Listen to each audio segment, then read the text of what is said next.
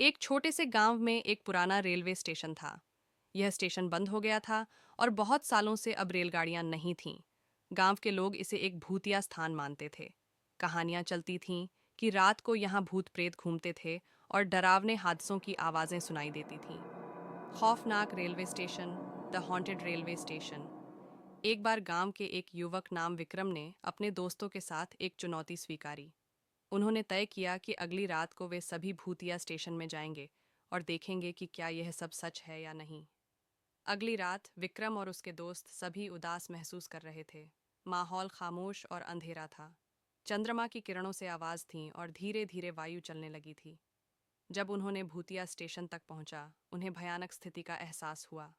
धुंधले आकार में दिखाई देने वाले अदृश्य चेहरे और विचित्र आवाजें उनकी हड्डियों में तार दौड़ा रही थीं। लेकिन विक्रम और उसके दोस्त अवसर के बल पर आगे बढ़े। उनके मन में भी एक उत्साह उठ रहा था। स्टेशन में विचित्र आवाजों के साथ घूमते हुए वे अपने माध्यम से बातचीत करने का प्रयास किया।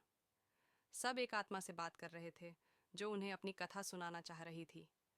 ये आत्मा स्टेशन में कई सालों से फंसी थी और अपनी मौत की कथा सुनाने का मौका ढूंढ रही थी। यह उदाहरण दिखा रहा था कि दुहक और पीड़ा अपने रहस्यों को अंदर रखकर आत्मा को दबा सकते हैं। विक्रम और उसके दोस्तों ने आत्मा को संतुष्ट करने का वादा किया और उसे आगे जाने की अनुमति दी। आत्मा धन्यवाद दिया और शांति से आत्मा बिछाए रवाना हुई।